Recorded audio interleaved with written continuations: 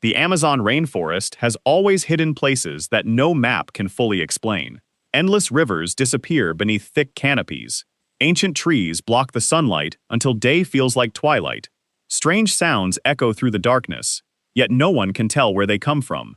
Most explorers believe every corner of the forest has already been discovered. They are wrong. It began with a package that arrived without a return address. Inside was a faded map.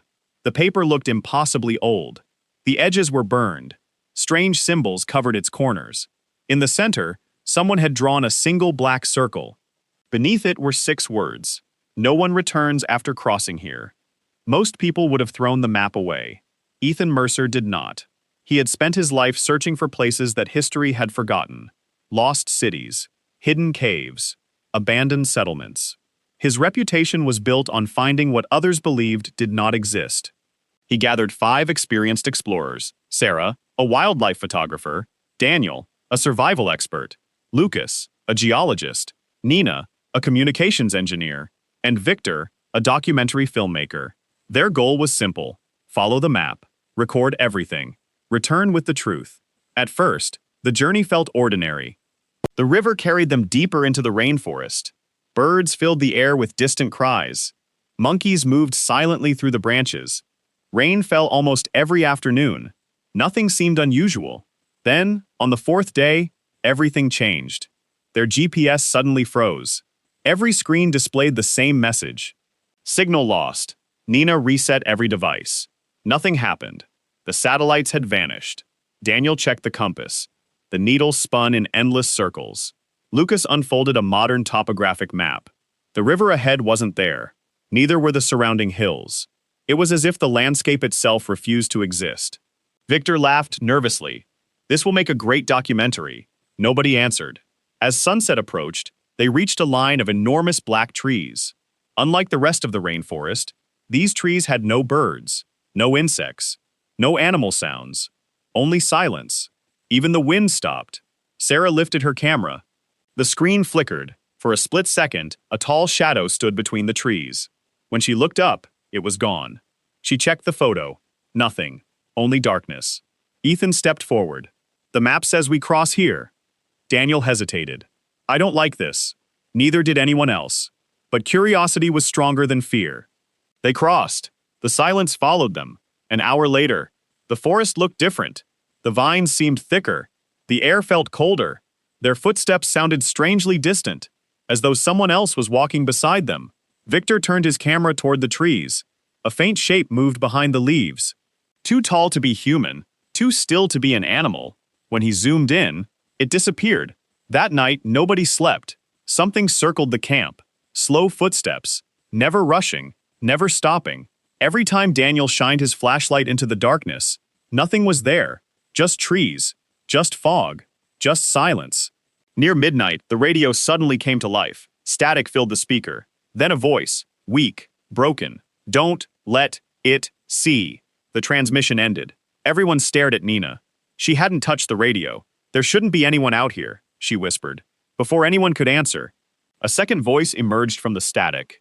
This one sounded exactly like Ethan, except Ethan was standing beside them. Turn back. The real Ethan slowly looked toward the darkness. I didn't say that. The forest answered with a single sound. A long, deep, human-like whistle, coming from somewhere beyond the trees. And then, something whistled back. The next morning arrived without sunrise. A gray haze covered the forest so completely that the sky had disappeared. It was impossible to tell where the trees ended and the clouds began. The air felt heavier. Even breathing required effort. Nobody mentioned the whistle. Nobody wanted to. Ethan packed the camp in silence. The map showed the black circle less than 5 kilometers ahead. It should only take 2 hours, he said. Daniel looked around. We've been walking in circles since yesterday. Ethan frowned. That's impossible. Daniel pointed toward a tree behind them. A strip of orange climbing rope was tied around the trunk. They had passed it 3 hours earlier. Without realizing it, Nina checked the GPS again. The screen was black, not turned off, dead. She replaced the batteries. Nothing. Victor replayed the footage from the previous night, hoping to identify the source of the whistle. The camera had recorded everything. The empty camp, the fire, the tents, the darkness beyond. Then the picture suddenly shook. No one had touched the camera. Frame by frame, Victor noticed something impossible. For less than a second, 6 figures stood around the camp. Not 5, not 7, 6. The expedition had 6 members, but these figures were not them. They were taller, perfectly still, facing the tents, watching. The next frame showed nothing. Victor rewound it. The figures appeared again. Every one of them had the same pale face, no eyes, no mouths, only smooth skin. He froze. "Everyone, come here." The others crowded around the screen. Sarah felt her stomach tighten. "I don't remember anyone standing there." "They weren't," Victor whispered. Lucas stared at the frozen image. "What if the camera saw something we couldn't?" No one answered. They continued walking. The deeper they went, the stranger the forest became. Trees twisted into impossible shapes. Roots rose from the ground like giant ribs. The leaves were dark enough to hide the daylight.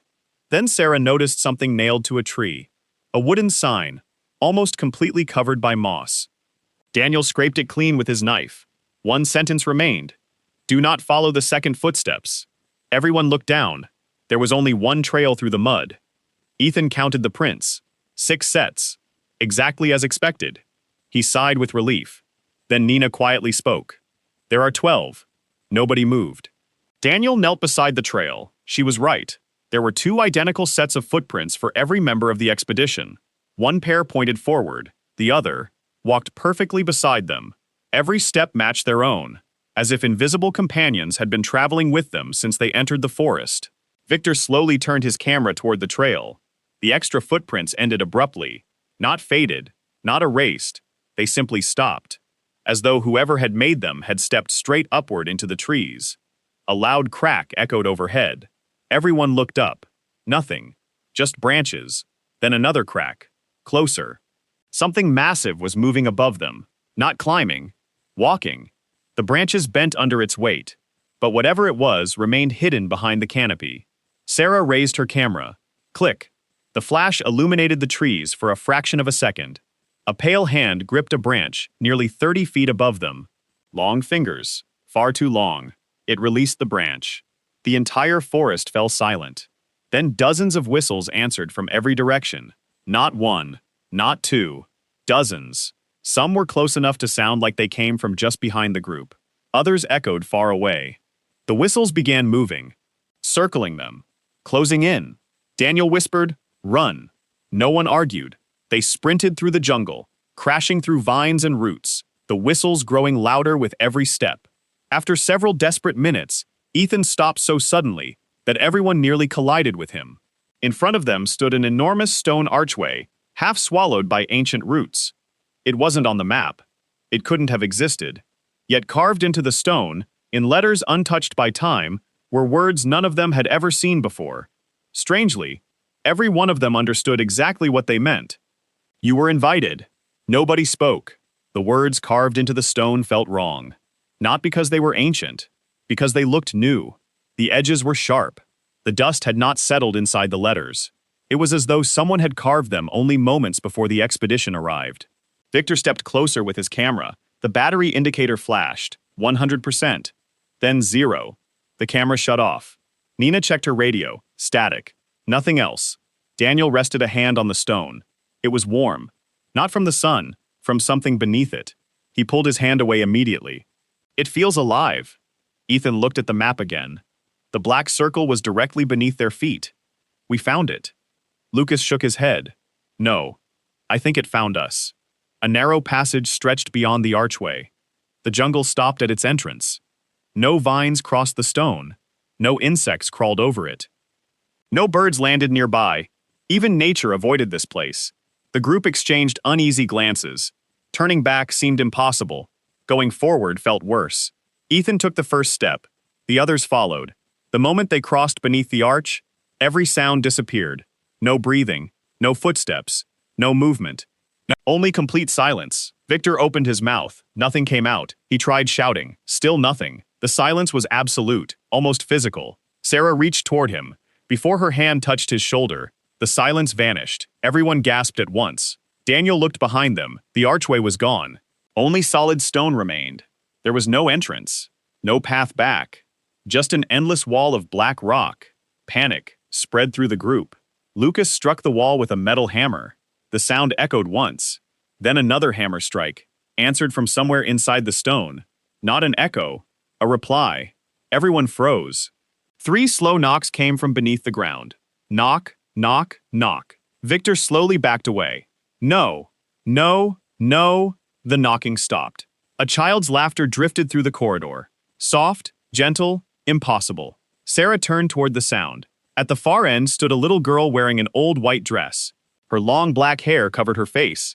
Bare feet, mud on her hands. She raised one finger, pointing deeper into the passage. Then she disappeared. Not by running, not by fading. She simply wasn't there anymore. Nina whispered. Did everyone see her? Nobody answered. Because everyone had. They continued walking. The stone corridor opened into a vast underground chamber. Roots hung from the ceiling like giant veins. Ancient statues lined both sides of the room. Each statue had its eyes carved out. Every face showed the same expression. Fear. Lucas noticed strange symbols covering the floor. They formed enormous circles around a dark pit in the center. The air above the pit shimmered, as though heat rose from impossible depths. Daniel tossed a small rock into the darkness. 1 second, 2 seconds, 3. Nothing. No impact. No echo. The stone never landed. Ethan shined his flashlight inside. The beam disappeared after only a few meters. It was swallowed by the darkness itself. Then, something looked back. 2 enormous pale eyes opened deep below, not reflecting the light, creating it. The eyes blinked once. The ground trembled. Dust rained from the ceiling. Every statue turned its head. Slowly, one after another, without making a sound. Now every empty stone face was staring directly at the expedition. Victor's camera, dead only moments before, suddenly powered itself on. It began recording automatically. No one touched it. A distorted voice came through the speaker. This is your last warning. The recording ended. Then every flashlight went out at the exact same moment. Complete darkness. A single breath echoed from somewhere inside the pit. It wasn't human, and it was getting closer. Darkness swallowed everything. No light, no direction, only breathing. 6 people had entered the chamber, but Ethan could hear more than 6 breaths. Slow, uneven, as if something else was standing among them. Don't move, Daniel whispered. Nobody did. Then, one by one, their flashlights flickered back to life. The chamber looked exactly the same. The statues were still, the pit was silent, but Victor was gone. His camera lay on the floor, still recording. Victor, Ethan shouted. No answer. Sarah picked up the camera with trembling hands. The last recording had continued even after the lights went out. The group gathered around the small screen. The footage showed complete darkness. Then, without warning, the image brightened by itself. Victor was visible. He wasn't standing with the group. He was walking deeper into the chamber alone. His face was blank. His eyes never blinked. Someone, or something, was whispering just beyond the microphone. The words couldn't be understood, but Victor obeyed them, step after step, until he disappeared behind a massive stone pillar. The camera followed. The pillar was empty. Victor had vanished. The recording continued for another 20 seconds. Nothing appeared on screen. Then, a face slowly leaned into the camera. It wasn't Victor. It wasn't human. Its skin looked like cracked white stone. Its eyes were completely black. Its mouth stretched far wider than any human face should. It smiled. The recording ended. Nobody spoke. Lucas slowly looked behind him. The same smile had been carved onto every statue. Daniel picked up Victor's backpack. It was still warm. He can't be far. They searched every corner of the chamber. No footprints, no blood, no torn clothing, nothing. Only Victor's camera. Then Sarah noticed something strange. One of the statues wasn't carved from stone. Its surface looked softer, almost like skin covered with dust. She stepped closer. The statue wore a watch. Victor's watch. The same cracked glass. The same leather strap. Her heart stopped. Everyone? They rushed over. The face looked identical to Victor's. Frozen in terror. Every detail was perfect. His hair, his clothes, even the scar above his eyebrow. Lucas touched the arm. It felt like cold granite. Daniel whispered, "That's impossible." A loud crack echoed through the chamber. The stone around Victor's fingers broke away. Underneath, fresh human skin. The hand twitched. Once. Then became still again. Sarah screamed. The entire chamber answered. Not with echoes. With screams. Hundreds of them. Men, women, children. All crying out from inside the walls. The statues began to tremble. Dust fell from their shoulders. Tiny pieces of stone cracked away, revealing skin beneath. Faces. Real faces. Every statue had once been a person. Ethan stumbled backward. How many people came here before us? No one knew. No one wanted the answer. Then Nina's radio came alive. A calm voice spoke through the static. This is Rescue Team 7. We've reached your last known location. If anyone can hear this, we're coming. The group stared at the radio in disbelief. Finally, help! Nina grabbed the microphone. We're underground. Follow the stone archway. Silence. Then the voice returned.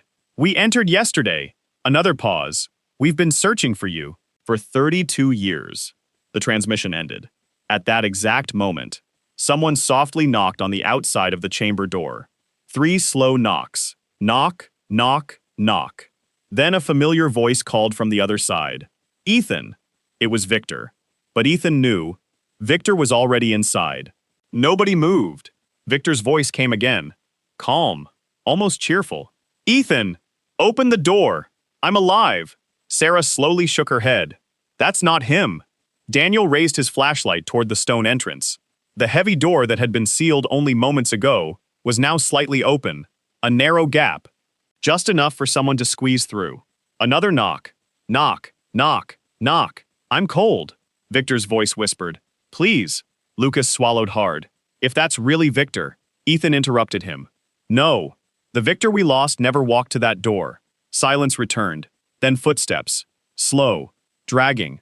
Circling outside the chamber. The voice stopped asking to come in. Instead, it began talking to someone else. A second voice answered. Then a third. Then dozens. Every voice belonged to someone the expedition knew. Parents. Friends. Old teachers. Even Ethan's late father. Each voice sounded perfect. Each one begged them to open the door. Sarah covered her ears. They're inside my head. Nina's eyes filled with tears. My mother. Daniel grabbed her shoulders. Don't listen. They're copying people. The whispers suddenly stopped. Complete silence. Then, the stone door began opening by itself. Slowly, grinding against the floor. The gap widened. Darkness waited beyond it. No movement, no sound, just endless black. Victor's camera, still hanging from Sarah's shoulder, switched on without warning. Its screen showed the doorway, but something was wrong. The camera revealed what their eyes could not. Standing outside the chamber, hundreds of pale figures filled the corridor, perfectly still, watching. None of them appeared with the naked eye, only through the camera. Sarah turned the screen toward the others. Every figure had the same blank white face. No eyes, no nose, no mouth. Only smooth skin. One of them slowly lifted an arm, then another. Within seconds, every figure pointed directly at Ethan. The camera glitched. The image disappeared. When it returned, the corridor was empty, but the door had opened completely. A cold wind rushed into the chamber. It carried the smell of wet earth. And something rotten.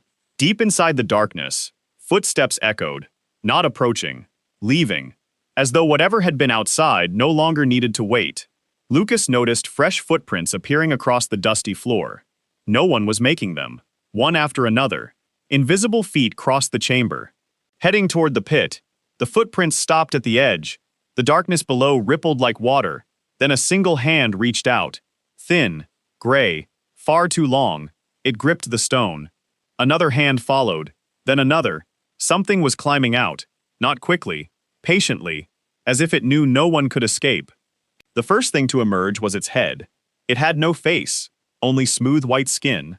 Then, with a slow cracking sound, a mouth split open from forehead to chin. Rows of black teeth unfolded like broken glass. The creature smiled, and in Victor's voice, it spoke just 4 words. You invited us in. The creature didn't attack. It simply stood at the edge of the pit, watching. Its mouth slowly closed until its face became smooth again. No eyes, no nose, no expression, only silence. Then it took one step backward and disappeared into the darkness beneath the chamber. Nobody breathed. Daniel finally spoke. We leave. No one argued. They grabbed what little equipment still worked and ran toward the open doorway. The corridor outside was empty. The pale figures were gone. Only their footprints remained. Hundreds of them, all leading in the same direction, away from the chamber. Ethan hesitated. What if it's leading us somewhere? Daniel didn't stop walking. It doesn't matter. We can't stay here. They followed the corridor for nearly an hour. The stone walls slowly gave way to roots and damp earth. Fresh air drifted through the tunnel. Hope returned, then sunlight appeared ahead. Sarah smiled for the first time since entering the underground ruins. We found the exit. They rushed forward. The tunnel opened into the rainforest. Bright daylight, birds singing, a flowing river. It looked normal, almost too normal. Lucas knelt beside the water. He splashed his face. The water felt warm, strangely warm. Nina looked around. Does anyone remember this place? Nobody did. Daniel examined the ground. His expression changed. No. The others looked down. Fresh footprints covered the mud. 6 sets, their own, leading out of the forest, not into it, as if they had already escaped, days ago. Sarah frowned. That's impossible. Ethan followed the trail. It ended beside an abandoned campsite. 6 sleeping bags, 6 backpacks, 6 empty water bottles. Everything was covered in moss. The tents had collapsed with age. Victor's backpack lay inside one of them, exactly where they had left it, except this one was old, rotting. Its fabric crumbled when Daniel touched it. Lucas picked up a notebook. The pages were damp, but readable. The first page carried Ethan's handwriting. The date made everyone's blood run cold. 27 years earlier. Ethan stared at it. I've never seen this before. He turned the page. It described their journey. Every conversation. Every decision. Everything that had happened. Right up to entering the underground chamber. The final sentence was unfinished. It read, "If anyone finds this, don't let them..." The rest of the page had been torn away. A distant whistle echoed through the trees. The same whistle they had heard on their first night, only now, it came from every direction at once. The birds stopped singing. The river stopped flowing. Even the leaves became still. Then the expedition heard footsteps behind them. Slow, heavy, too heavy to belong to a person. They turned. A man stood between the trees. His clothes were torn. His beard reached his chest. His skin was covered with scars. He looked exhausted. But his face, it was Ethan's. Older, much older. He stared at the group with frightened eyes. His voice cracked as he whispered, "Don't make the same mistake I did."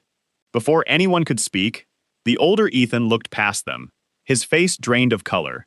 He took one terrified step backward, then whispered only one sentence. "It's awake." Something enormous moved behind the trees. Not walking, not running. The forest itself was moving toward them. The trees began to bend. Not from the wind, toward something. Branches twisted as if pulled by an invisible force. Roots rose from the ground like living snakes.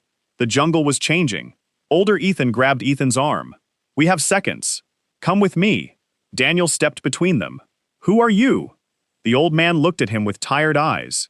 "I was you." No one understood. There isn't time to explain. The forest learns. It copies. It remembers. And once it knows you, it never lets you leave. A deep vibration rolled through the ground. The river behind them suddenly flowed backward. Thousands of fish floated to the surface. All of them dead. The sky darkened, not with clouds, with birds. Millions of them burst from the canopy at once, flying in complete silence. Not a single wing beat could be heard. Then every bird changed direction at the exact same moment. They were fleeing. Whatever had awakened, even the forest feared it. Older Ethan pointed toward a narrow path hidden beneath enormous roots. "That's the only way.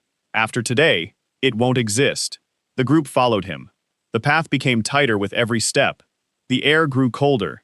Strange symbols appeared, carved into the trunks of ancient trees. Lucas stopped. "I've seen these before." He opened the old notebook. The same symbols covered its final pages. But there was something he hadn't noticed. They weren't writing. They were warnings.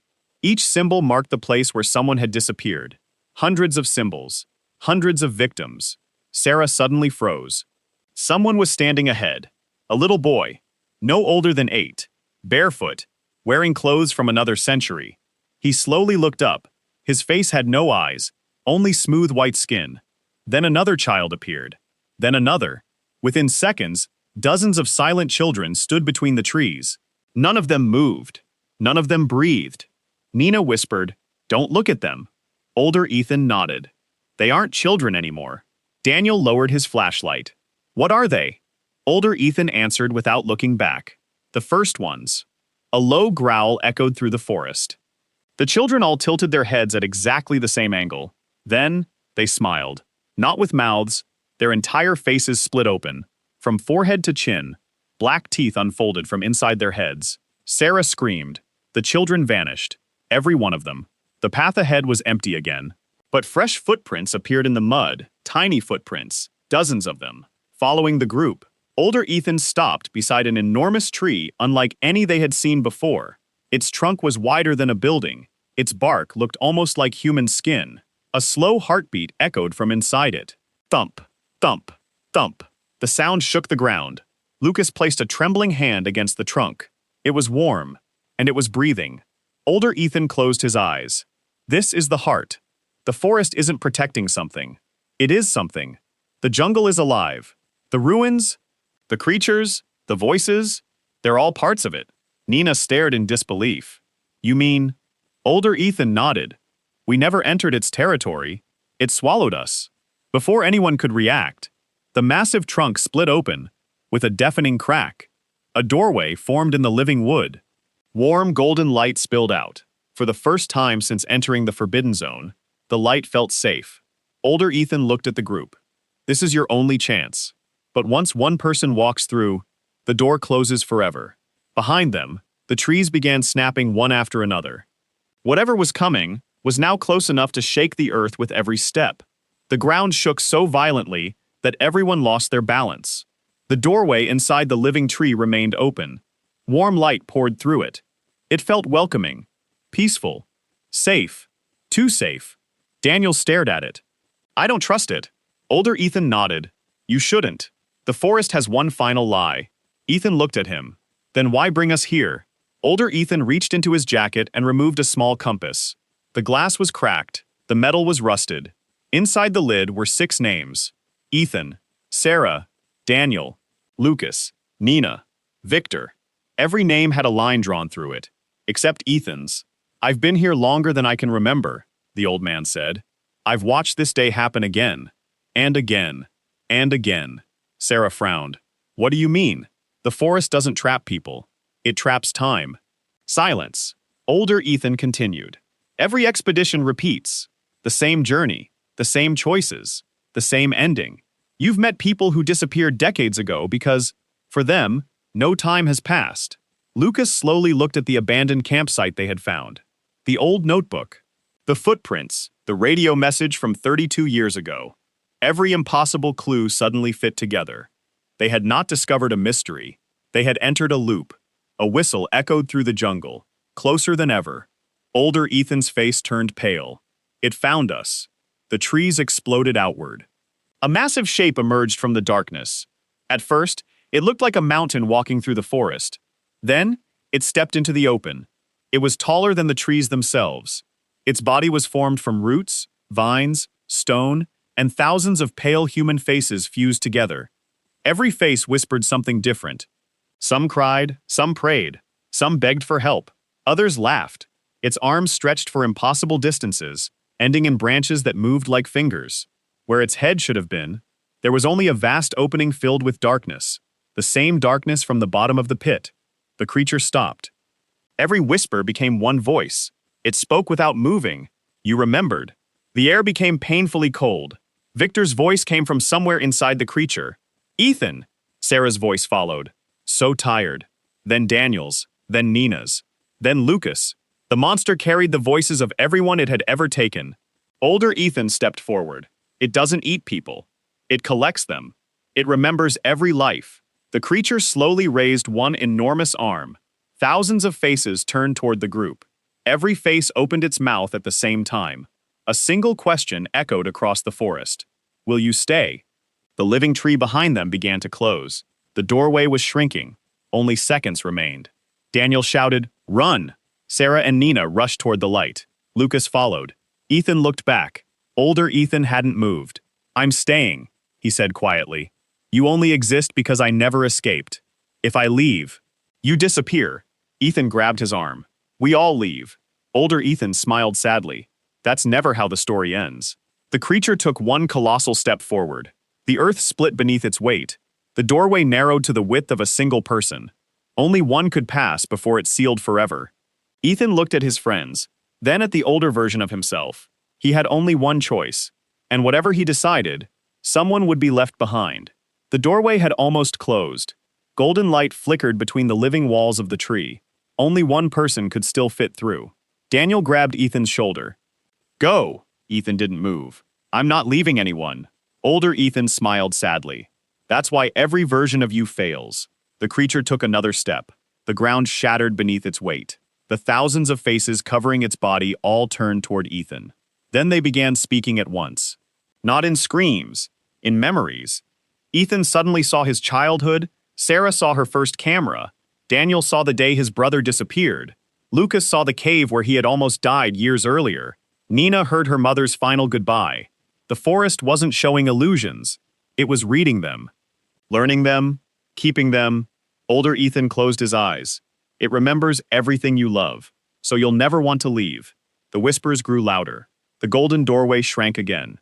Daniel made the decision. Without warning, he shoved Ethan through the opening. Ethan fell into the light. Sarah reached for Daniel. He smiled.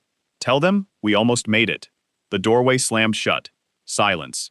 Ethan opened his eyes. Bright sunlight filled the sky. Fresh air, birdsong, the ordinary sounds of the rainforest. Sarah, Lucas, and Nina lay beside him.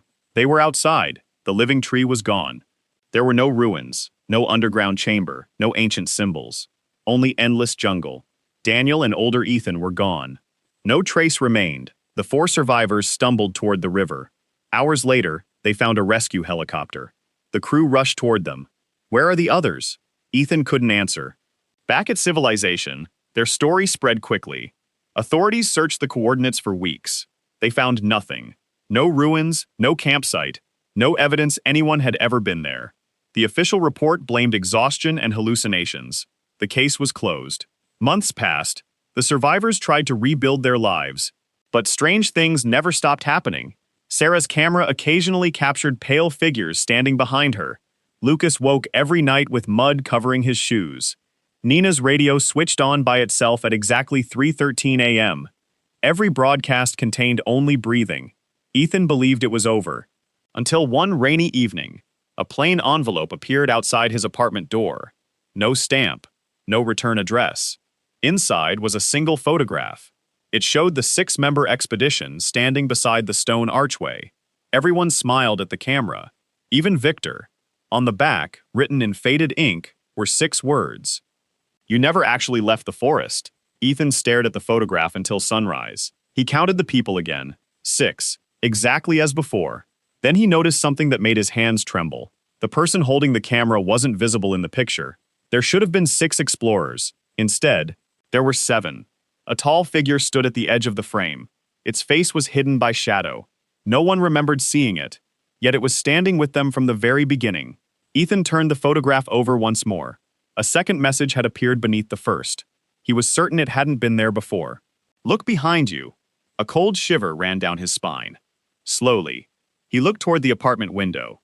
Someone was standing outside, 20 floors above the street, balanced against the glass, watching him. The figure had no face, only smooth white skin. Then the lights went out. When they returned a second later, the window was empty. Ethan ran outside. Security cameras showed no one entering the building, no one leaving. No one had been near his apartment. The photograph, however, had changed again. Now the faceless figure was gone. Its place beside the expedition was empty. Ethan looked closer. His own position had moved. He was no longer standing with the group. He was several steps behind them, following, the same way the second footprints had followed them in the forest. That night, Sarah called him. Her voice was shaking. "My camera took another picture. I didn't press the shutter." She sent the image. It showed her bedroom. She was asleep. Standing beside her bed was Daniel, alive, covered in mud, looking directly into the camera. One sentence was scratched across the wall behind him. Don't let it remember you.